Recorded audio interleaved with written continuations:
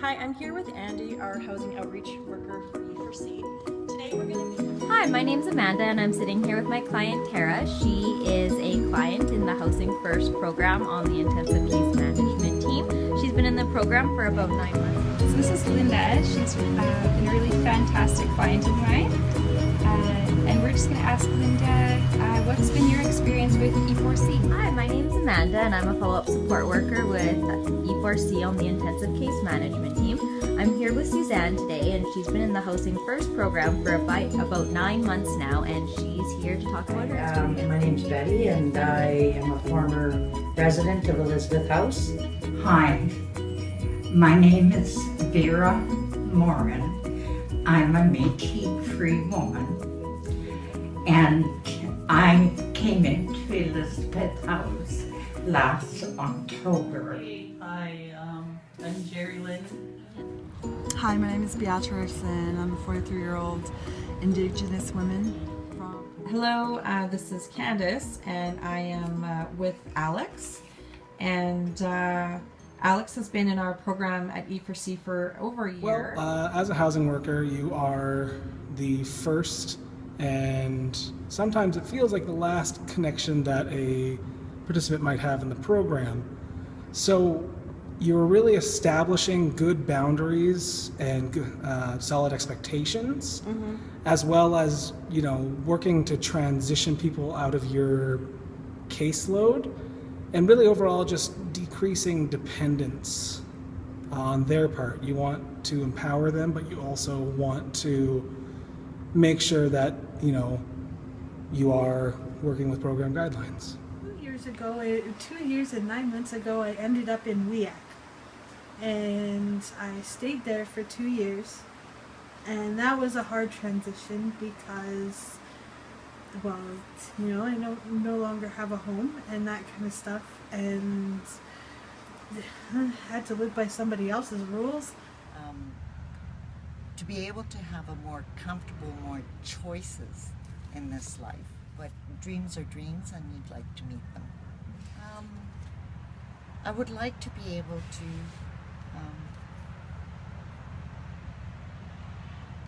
pack my bag and go somewhere, right? Whether the mountains, whether I'd like to be able to go see my sister in Toronto. I became homeless when I moved to Devon and left Devon and moved in with a friend. And when I moved in with a friend, that friend turned out to be not a really good friend. Me and her. I went to WEAC. I lived there for a year and a half, and I found out about this program through Homeward Trust.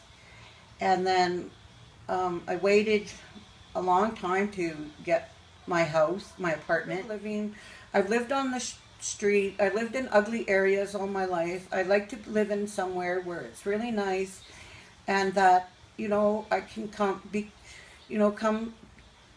independent again and learn my responsibilities that I need to learn through the program.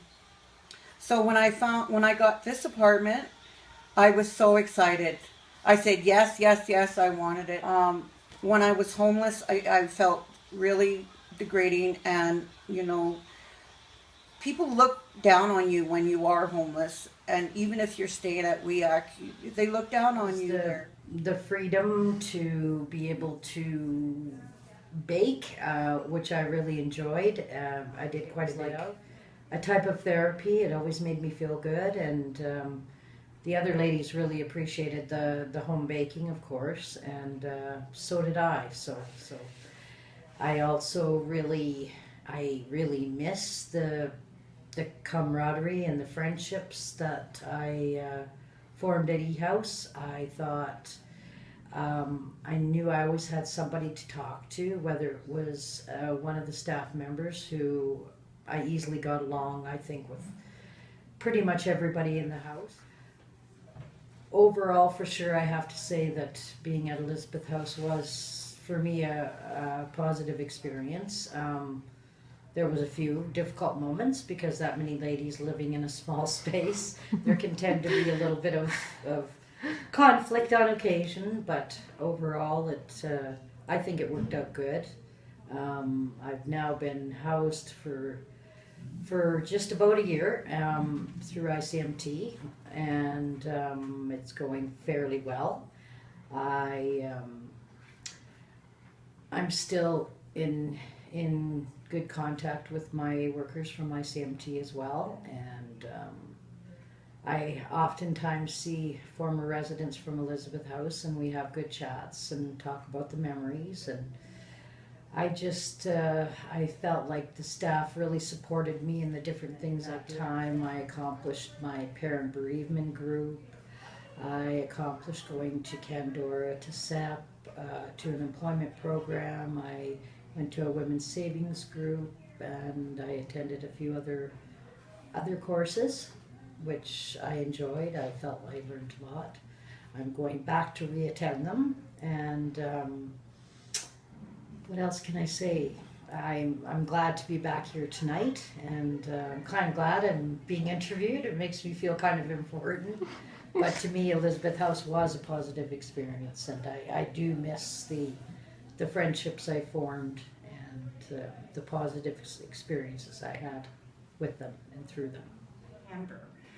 I had been evicted from Green Manor because I drank, and that was against the rules. So I found myself at 65 years old, sitting on the ground across from Hope Mission, doors opening, and people, adults of all manner, kind of lining up and sitting on the ground and waiting for the doors to open so they could have a mat to sleep on for the night.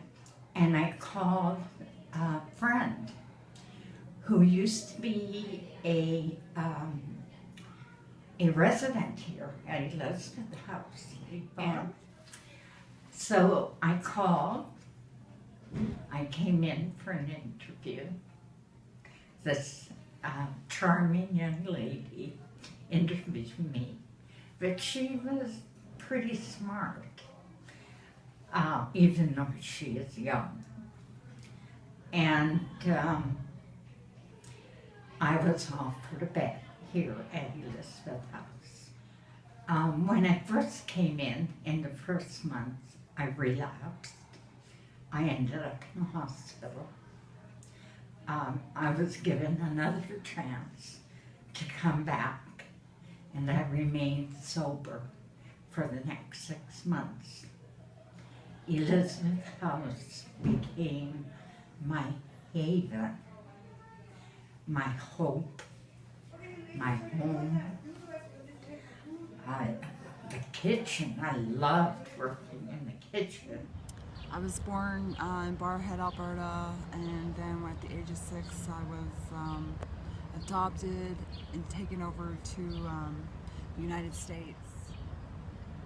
When I was living in the United States, from the time I was like 20 until probably about like 30 something, I was turned out by a pimp and lived on the streets and was in and out of jail institutions and stuff like that.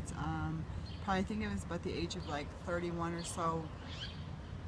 I was doing a 2-year sentence, and anyways got deported back here to my homeland, and as coming back here, I came to reunite with my birth family, and yeah, that didn't really work out too well. It wasn't what I expected. So here I was in Canada, back here in my homeland, without a clue on what to do. So I ended up homeless and hopeless, and I was at WEAC, and I was so grateful. And then I got the women from Elizabeth House came to visit me at WEAC one day, and they listened to my story, and they told me to pack my bags, go upstairs and pack my bags. And I thought to myself, what, right now? And they're like, yeah, right now. And so I ended up moving into their woman's safe house, and I lived there for a while. And I did end up going back out into the streets. I did end up going back into my addiction. And I struggled with that for many years, crazy, and I just couldn't take it anymore. And so I ended up at Crossroads Safe House downtown, and that's when the miracles started happening. That's when the healing started happening. You know, at this point, I was like scared. I didn't trust anybody, and I was so tired because I knew that like I didn't want to be out in the streets anymore. I didn't want to do the things that I was doing, and like these women, I can't even explain the unconditional love that they gave to me and the support, and they just loved me. They didn't ask anything from me. They were just like, you're okay, you can stay here. And you know, as the days went on, you know, it's like I started to love myself again, and I was able to, you know, get back into my culture. Okay, well, we were living in a 3-bedroom house. The place kind of sucked. Bed bugs, mice, cockroaches. The place was falling apart, literally. And the city came and condemned the place. We had till the end of the month to move, which is like 3 days. We had a landlord was supposed to rent us the basement suite, but that fell through. So SFI, Supports for Independence, they moved me into a hotel with the 3 kids. I guess we bounced around quite a bit from there, talked to, and they connected me with E4C, who really quickly, actually, shockingly enough, found me home. Before all of this, I didn't really have anything that was my own. I depended on other people for everything. Their bills were in their names. I was waiting for their paychecks. You know, there's always somebody taking care of me. Mm-hmm. And now, it's all mine. This is mine. Mm-hmm. It's everything's here is in my name, and I'm doing it on my own. First of all, I want to say grateful for WEAC for taking me in, helping me with a place to stay, food to eat, and giving me that hope. I was talking to a couple of ladies, and they told me that I was in the right place, that I'm going to be safe. And it was good to hear that, because I was going through a lot emotionally, and I felt like giving up. I was a bit scared because I didn't want to talk about what I was going through, what I was experiencing, and how to deal with it. But I'm thankful for Elizabeth House. I'm thankful for the staff for helping me, encouraging me. But I still have a long ways to go.